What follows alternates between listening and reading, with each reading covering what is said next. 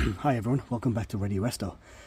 So last time I left you with the mower, I had the head. I purchased a different head which didn't fit this, so I had to try and get the old one machined. And what I've managed to do is I managed to find a local shop who have managed to weld a nut onto the actual head itself, just beyond the spark plug there, and that's allowed us to use a bigger spark plug in there, which now is perfect. But the problem is, because it's running really well and it's got good compression again, it's actually damaged the starter motor gear. So the starter motor is situated here just behind the fuel tank, and the gear sits just round about somewhere there, just below that on that end as well. So I'm going to change it out. So the gear is actually plastic, and what happened is I've noticed is it's missing a spring.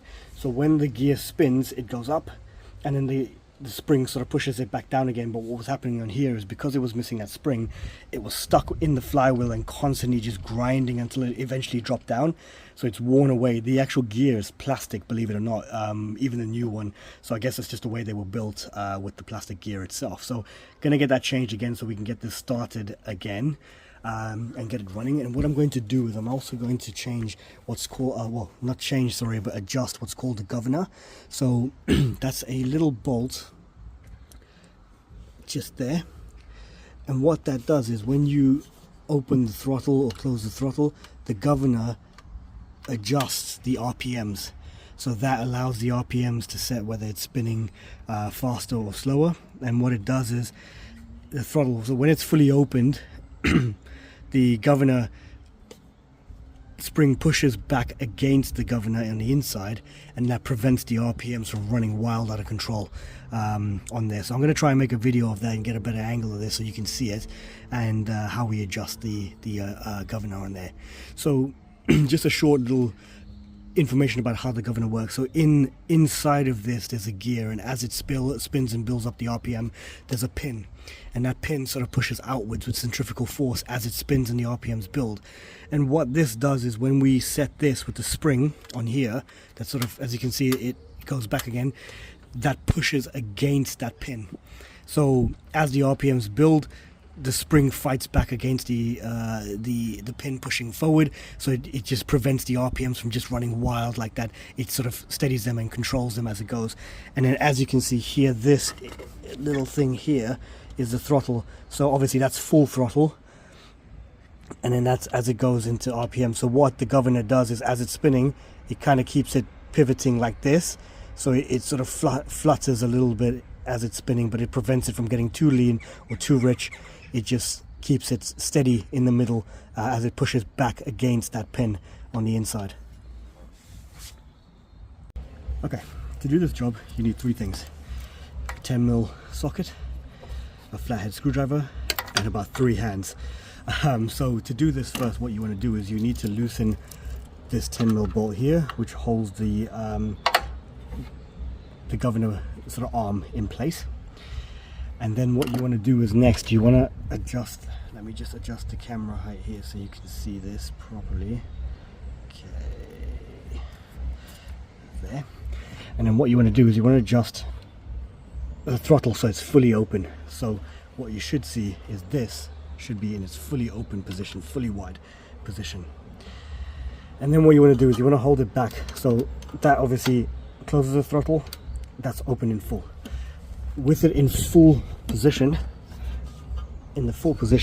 you want to turn the screw here so there's absolutely no play on that. The governor arm should be sitting flat on that as far as it can go. You want that to be on top of that, in there in full position. And then you want to tighten that, so you kind of need to hold that in one place.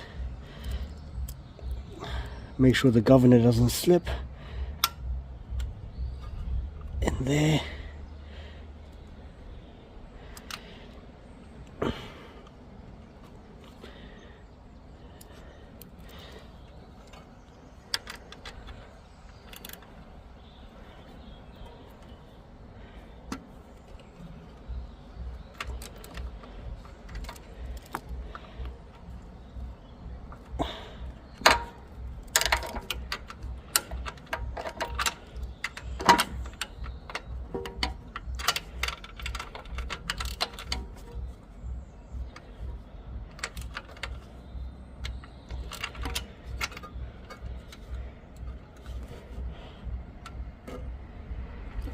Okay, nice and tight.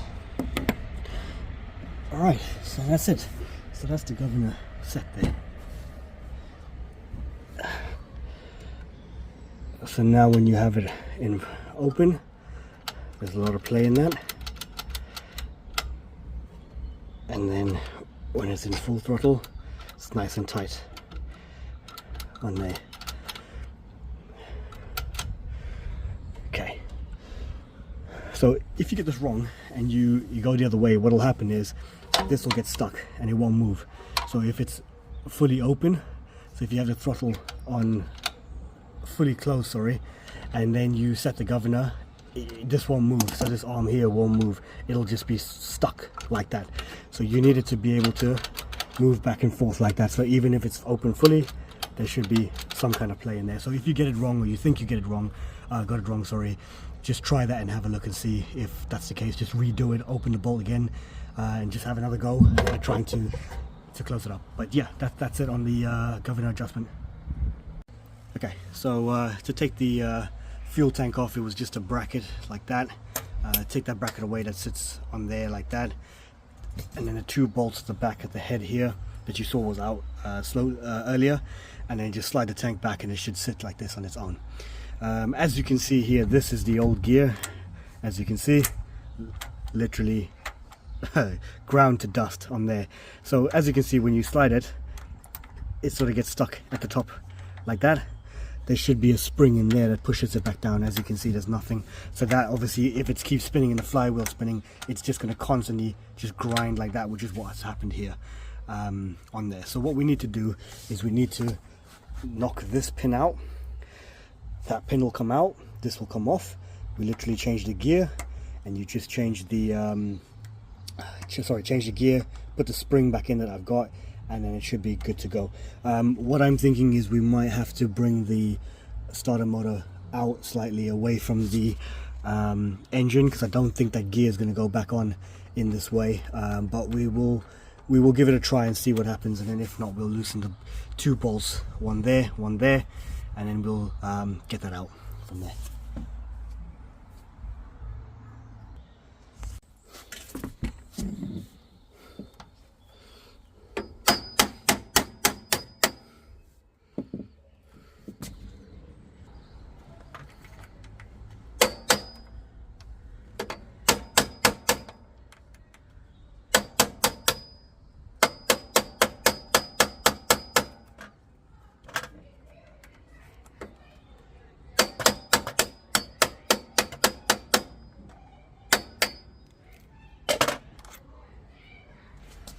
Okay, make sure you don't lose that.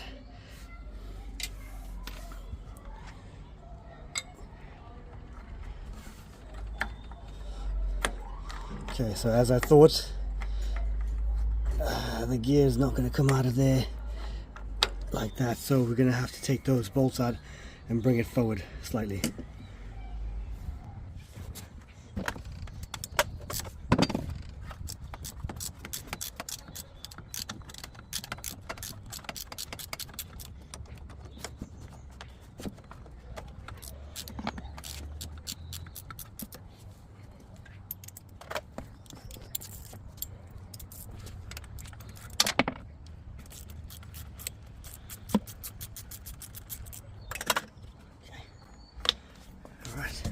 Brings it away just enough to get the gear out. Perfect. So we can probably reuse these pieces. We could change it as well. What I might do is, I do have a newer one. Just need to see if it'll fit. So I probably have to take this out slightly more, and we'll see if it'll fit on there. If not, we'll reuse the old one.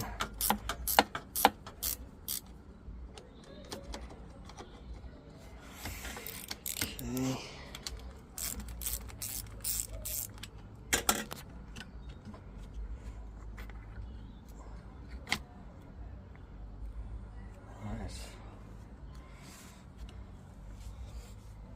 Okay, that's the old one.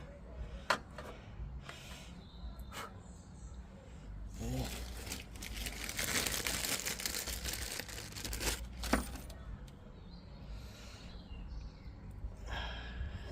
new one.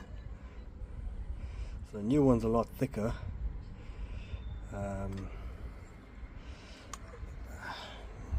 We'll see if it'll fit.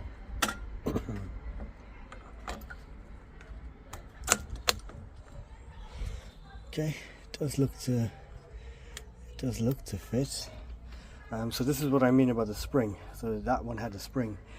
It does come with a new cap here, but obviously that's not going to fit for what we have because ours locks in a different way. So I probably cannot reuse this on there because it won't. That locking retaining pin won't go through the whole thing. So I'll probably reuse the old one, which I'm just going to check quickly and see if the spring will sit in the perfect place. So the fact that it had ridges like this suggests that there should have been a spring on this at some point. So I'm not quite sure what happened to the spring, but you know, well, perfect. So that looks to sit there perfectly on there. So what will happen now is when it engages, it goes up and it pushes itself straight back down like that. So on this as well, as you can see, there's a beveled edge. So there is a beveled edge on this. The beveled edge needs to point upwards when you put that on. Don't put it on upside down, otherwise it will grind its gear. It won't sort of lock into the teeth as it goes. But that looks to be okay, I think. So yeah, what we'll do now is I will put the retaining pin back in again, and that's it. So it's not a difficult job. Hopefully all that knocking from the hammer hasn't damaged the starter motor. I hope not. But yeah, we'll put everything back together and then we can see. So putting it back in again, just line it up to the pins and then just knock it in.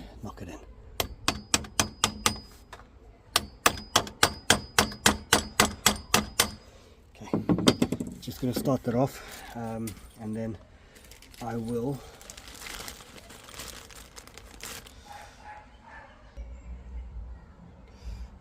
so before the retaining pin, what we're going to do is we're going to just tighten up these bolts again, so it sits in there nicely before we start hammering it back into place.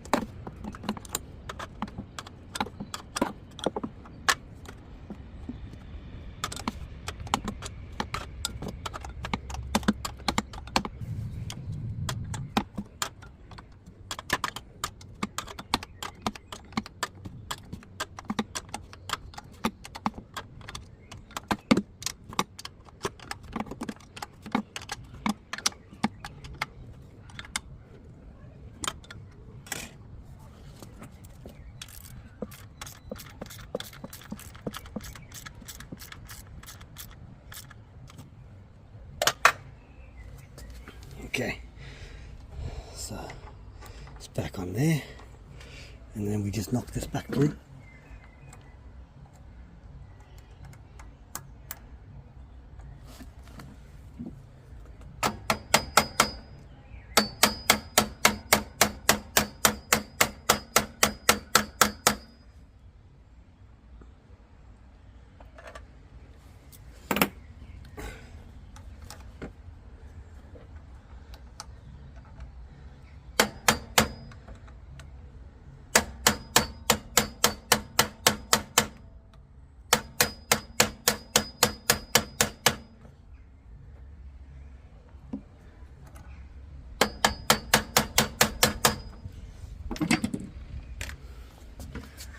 Okay, and that's it. So what we're going to do, fire this up to test it, and I should crank that like that. It'll turn the flywheel as it goes up, and then once it spins free, it should go back down again at the bottom. Okay, so I'm going to get the key for it.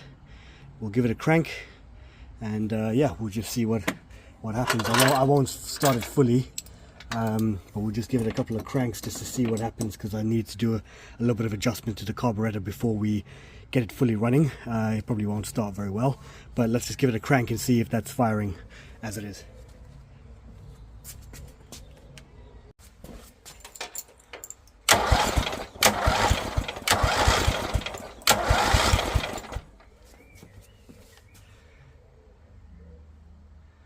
Okay, so as you can see, it's working perfectly as expected. Gear rises up, turns the flywheel, goes back down again. Yeah, really safely. So hopefully now that should prevent it from grinding any further. So as you can see, that's the old, that's the new. Really shouldn't have been like that. So yeah, spring is very important in the middle of that. Thanks for watching, guys.